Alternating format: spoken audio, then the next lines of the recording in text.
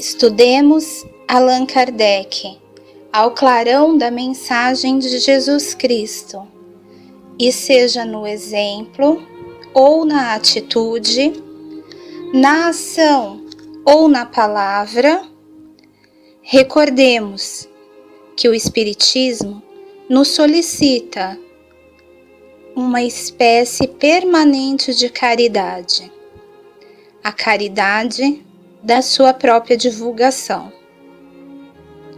Boa noite a todos, sejam todos bem-vindos à página oficial do Centro Espírita Verdade e Luz. Estamos agora aqui no Facebook e também no YouTube. Hoje nós estamos reunidos mais uma vez para a realização de mais um evangelho na web. E como fazemos em nossos lares, durante o evangelho no lar, e também como ocorre aqui no Verdade e Luz, antes de darmos início ao estudo e à realização dessa leitura, eu convido vocês a realizarem conosco singela prece de abertura, lembrando sempre que aqueles que assim desejarem podem, desde já, colocar um copo com água para que essa seja fluidificada.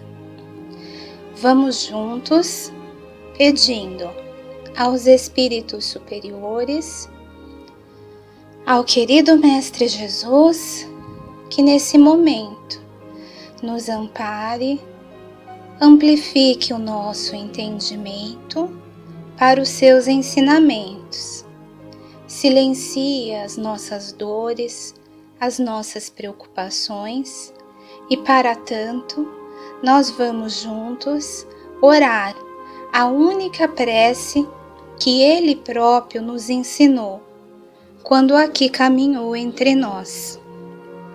Pai nosso, que estais nos céus, santificado seja o vosso nome. Venha a nós o vosso reino. Seja feita a vossa vontade, assim na terra como no céu. O pão nosso de cada dia dai-nos hoje. Perdoai as nossas dívidas, assim como nós perdoamos aos nossos devedores. E não nos deixeis cair em tentação, mas livra-nos de todo mal. Que assim seja, graças a Deus. Dando início, nós vamos à leitura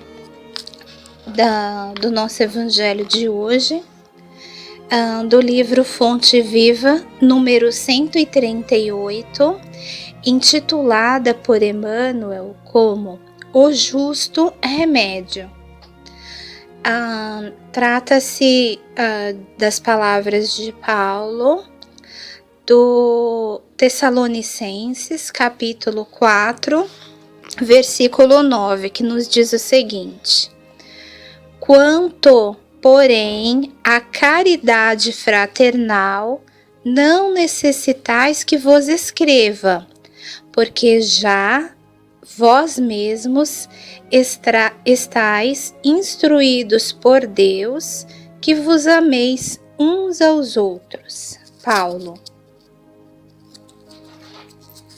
Em sua missão de consolador, recebe o Espiritismo milhares de consultas, partidas de almas ansiosas que imploram socorro e solução para diversos problemas. Aqui é um pai que não compreende e confia-se a sistemas cruéis de educação. Ali é um filho rebelde e ingrato que foge à beleza do entendimento. Acolá é um amigo fascinado pelas aparências do mundo e que abandona os compromissos com o ideal superior. Além é um irmão que se nega ao concurso fraterno. Noutra parte, é o cônjuge que disserta do lar. Mais adiante, é o chefe de serviço insensível e contundente. Contudo, o remédio para a extinção desses velhos enigmas das relações humanas está indicado há séculos nos ensinamentos da Boa Nova. A caridade fraternal é a chave de todas as portas para a boa compreensão. O discípulo do Evangelho é alguém que foi admitido à presença do Divino Mestre para servir. A recompensa de semelhante trabalhador, efetivamente, não pode ser aguardada no imediatismo da terra, como colocar o fruto na fronte verde da plantinha nascente, como arrancar a obra-prima do mármore com o primeiro golpe do cinzel.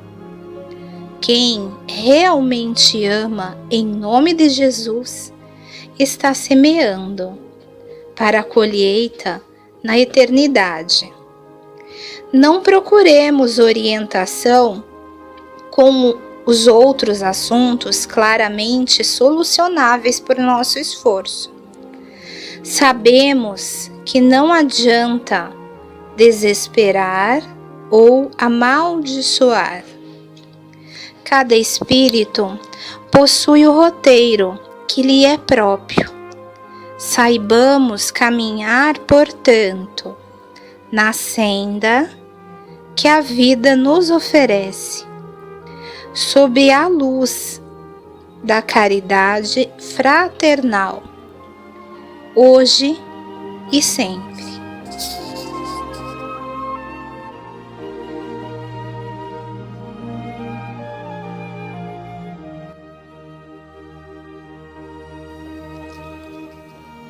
Bom, então vamos tentar compreender aqui a mensagem, né? Esse evangelho de hoje a mim me soa meio que ele se explica sozinho, né? A começar pelo título, o justo remédio.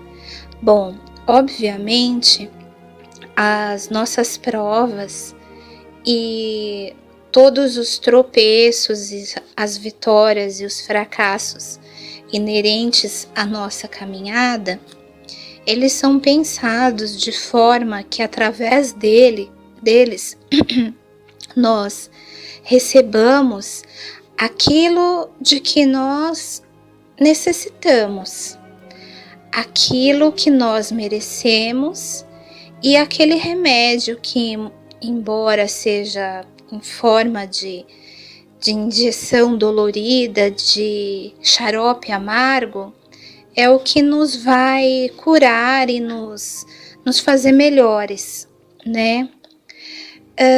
Então, nos diz aqui Paulo, né? Não é necessário que se escreva, procurar essas palavras nas Escrituras, porque quando foi dito por Deus que vos ameis uns aos outros, né? Aí resume-se todos os mandamentos, todos os profetas, e nessas poucas palavras está a receita aí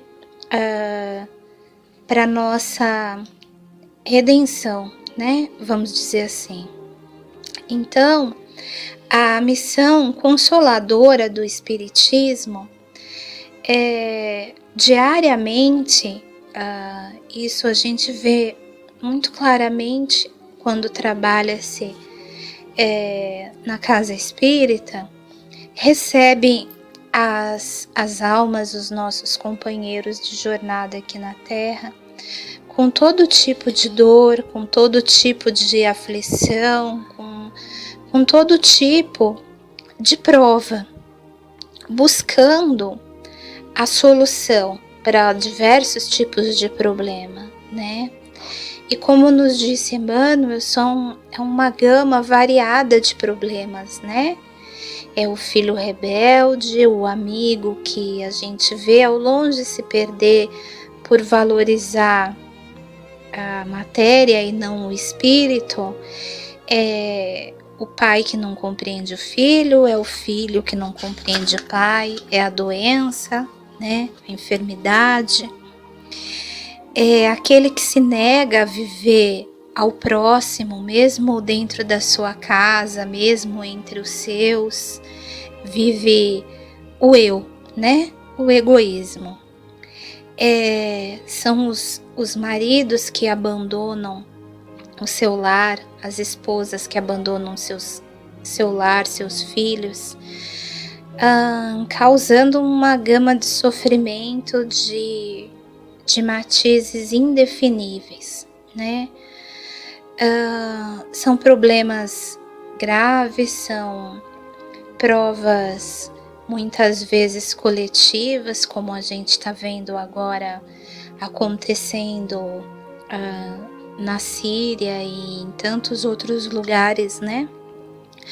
É a fome, é a sede, a solidão, enfim, são várias as provas, né?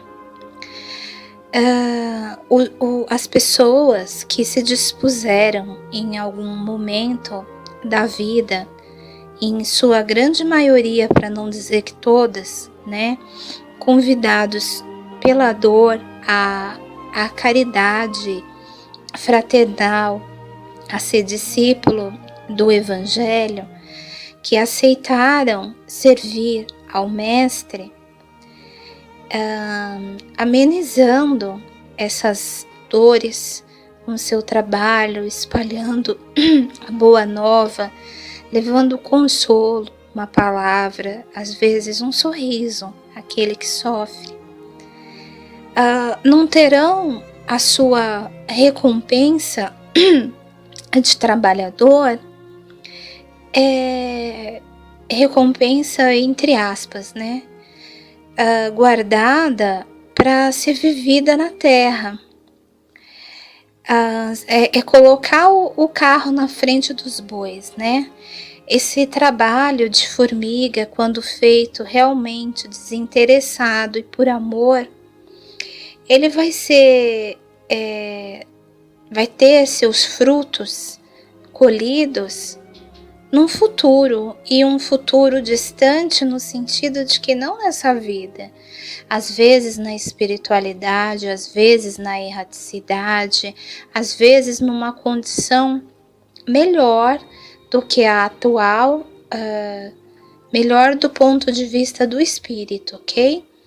Na próxima encarnação, certo?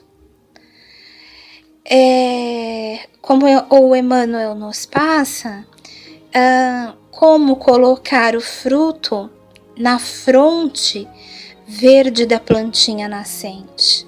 É o que nós estamos fazendo, estamos plantando para colher no futuro. Não é possível transformar o mármore, né, que é aquela rocha que nós vemos aqui, indo para São Paulo, né? A gente pode ver ali a pedreira, né? Na Fernão Dias.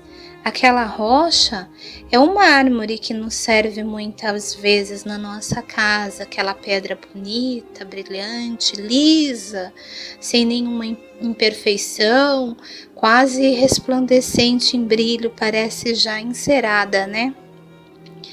Como que em um único golpe de cinzel, né, se obtém aquela pedra? Gente, não se obtém. São anos pela natureza para expor aquilo, muitas vezes naturalmente não se expõe, só através de ferramentas. E é um trabalho demorado, ainda que com as ferramentas adequadas. O mesmo se dá com a nossa alma, com o nosso espírito. Vagarosamente nós vamos trabalhando por dentro de nós mesmos.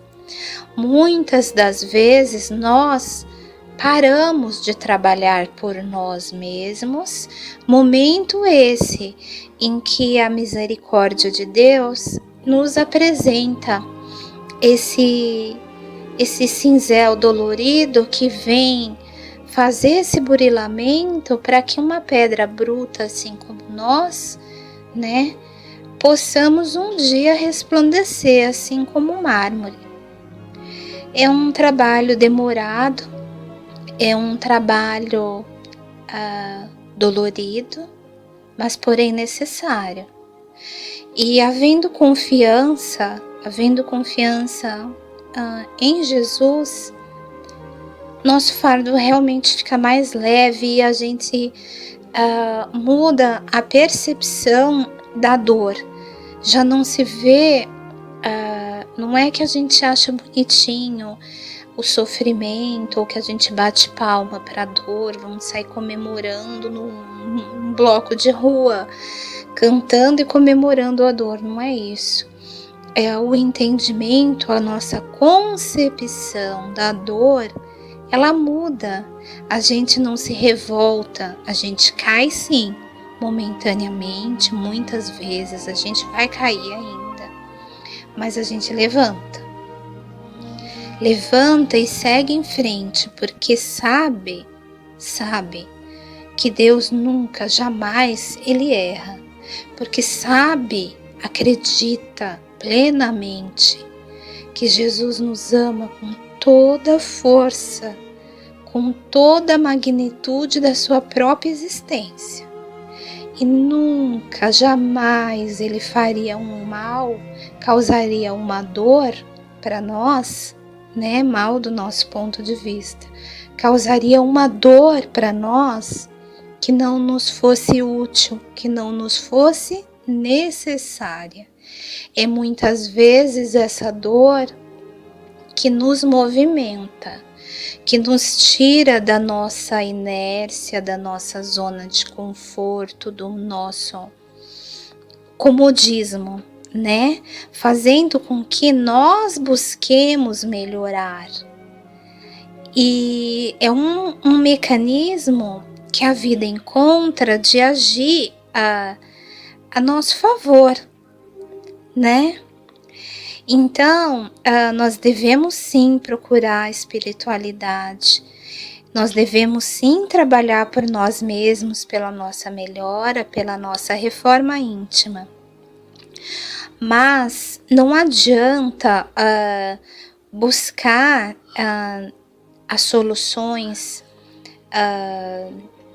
que são visivelmente passíveis de serem resolvidas pelo nosso trabalho, pelo nosso esforço, pelo nosso suor, em oração que seja, né?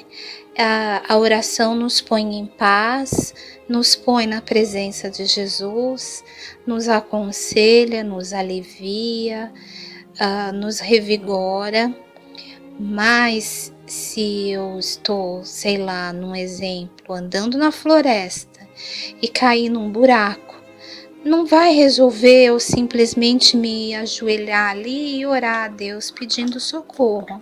Sim, eu devo pedir a Ele discernimento, conselho, calma, serenidade, energia, né, para sair dali.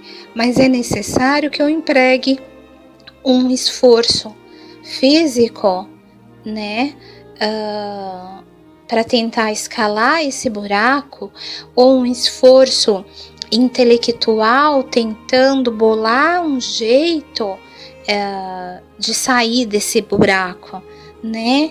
Então não é entregar tudo que nos cabe nas mãos dele. Aqui nós estamos justamente para nos esforçar. se a cada queda houvesse um milagre no nosso caminho e solucionasse aquela dor, aquela dificuldade pela qual nós estamos orando naquele momento, milagre mesmo, como nós vemos assim naqueles filmes que retratam a vida de Jesus ou de alguns dos seus discípulos, tantos os milagres que houveram a olhos vistos. Que mérito nós teríamos se a toda prova, se a toda queda, se a todo problema, toda dor, o Mestre viesse e tirasse com a mão a nossa dor? Então, por que da dor? Que mérito teria em nós? Nenhum. É necessário que a gente trabalhe, que a gente se esforce, sempre tendo em vista que maldizer, que amaldiçoar, que praguejar, que xingar, que se desesperar não soluciona, né? Algumas provas o espírito possui já meio que um roteiro, né, entre aspas, que lhe é próprio. Por que entre aspas? Porque nós possuímos sim um roteiro, mas de certa forma é como se houvesse um roteiro A, um roteiro B, um roteiro C, infinitamente, porque as possibilidades são incontáveis, né? Então, se eu tô indo aqui, por exemplo, em Atibaia, quero chegar na rodoviária, é lógico que eu moro no Jardim do Lago, eu não vou fazer o mesmo caminho de alguém que mora no Caetetuba, porque eu tô em outro local. Então, o roteiro me é próprio, percebe? Porém, ainda dentro desse roteiro próprio, tá? Que para ilustrar aqui eu tô trocando por rota esse roteiro. Eu tenho uma infinidade de caminhos que eu posso estar usando. Eu posso optar sair da minha casa, no Jardim do Lago, indo para o Verdade e Luz, passando pela Lucas. Ou eu posso optar ir pela Faria Lima, né? A minha escolha entre o caminho A e o caminho B determina certos acontecimentos, né? Então, não é que vai dar para ler o destino da pessoa na palma da mão, isso não existe. A gente muda o nosso destino através de escolhas todo o tempo. Por menores que sejam, acarretam em consequências, né? Então, é isso que nos diz aqui Emmanuel. Esse roteiro próprio, nós temos que saber caminhar pelo caminho que a vida nos oferece naquele momento, né? Então, usar as ferramentas que nós temos sob o entendimento do Espírito, que é o entendimento fraterno, né? E fazer isso sempre. O entendimento fraterno que menciona aqui na nossa leitura de hoje remete nós novamente ao início, nas palavras de Paulo, dizendo que vos ameis uns aos outros. Esse é o amor fraterno. Então, não vamos, quando a gente diz entregar os nossos problemas a Deus, refere-se aos problemas insolúveis, né? Então, é ter aquela resignação diante daquilo que eu não posso mudar, mas ter a atitude, a pegada, né, como diz a garotada, diante do que eu posso mudar, porque só cabe a mim mudar. E todo bem e todo trabalho fraterno que eu fizer hoje, à luz do Espiritismo que tantas verdades nos trouxe né? Que tantos esclarecimentos nos trouxe, tantas explicações, por isso foi classificado com essa frase de boa nova, né? Fazer dessas verdades, dessas revelações, o roteiro de vida, para colher bons frutos, sim, mas não esperando unicamente agindo por interesse em colher os bons frutos, mas sim por entender que é necessário, que é o passo adiante, né? Então, que seja natural a vontade do saber, do aprender. Se eu tô no primário, eu desejar ir para o ensino médio e daí para a faculdade e assim por diante. Crescendo e não esperar receber, muito menos esperar receber desse trabalho com moedas terrenas, né? Ou seja, mais saúde para o corpo físico, tranquilidade material, financeira, visando o bem do meu espírito, visando curar as chagas da minha alma, num futuro, né? Num futuro distante, sem pressa de receber, porque nós vamos ainda voltar e trabalhar muitas e muitas e muitas vezes, de forma que não há razão para ter pressa.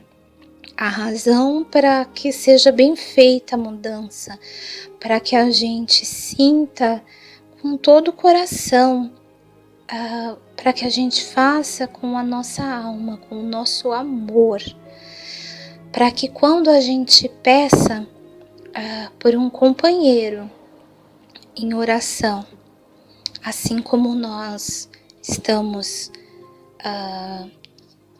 pedindo hoje, esse evangelho de hoje faz parte das vibrações à distância, para que a gente consiga fazer com que as pessoas sintam o nosso amor onde estiverem encarnadas ou desencarnadas, para que sintam nós desejando todo o amor, toda a paz que nós temos no nosso coração.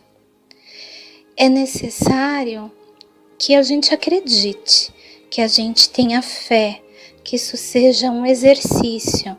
É necessário que a gente saiba que ainda que as experiências das pessoas pelas quais pedimos e muitas vezes da nossa própria sejam doloridas, é uma dor necessária.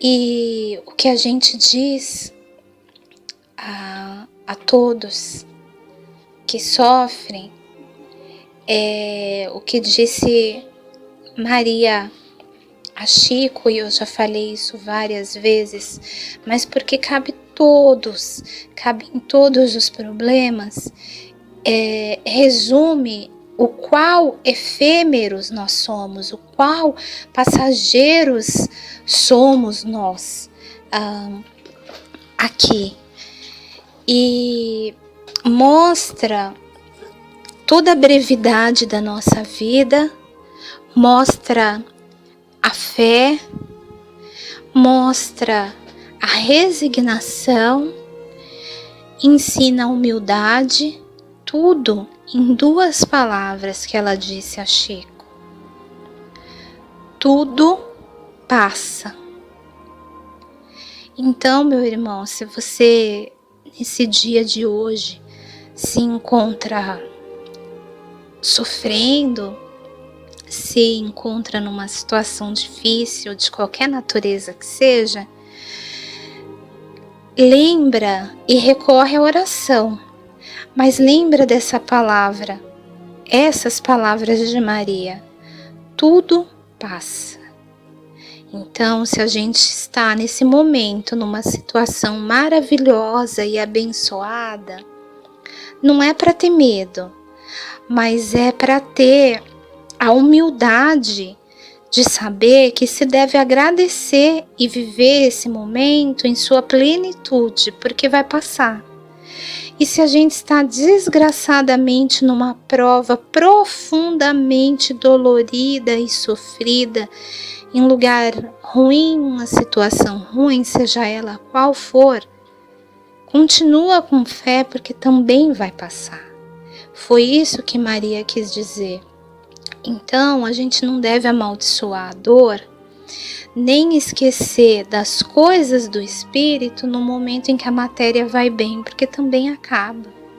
A gente acaba aqui, porque nós não somos seres materiais, buscando experiências espirituais.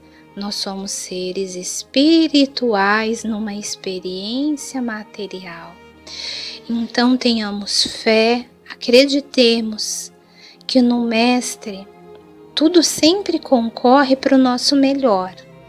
Tendo essa confiança, ainda que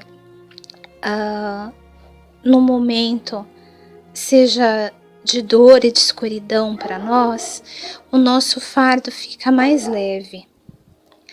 E assim a gente eleva o pensamento a Ele, deixando a espiritualidade a parte que cabe da espiritualidade e agindo nós a parte que nos cabe, não nos isentando da nossa responsabilidade. É natural que nós venhamos seguindo, respondendo pelas nossas ações, né? É a lei de causa e efeito. Mas ainda assim, e com as palavras de Maria, eu encerro o evangelho de hoje, agradecendo de todo o coração a espiritualidade maior, agradecendo a cada um de vocês que estiveram conosco, dizendo para que tenham forças, tenham fé, acreditem que tudo passa. Muito obrigada, boa noite.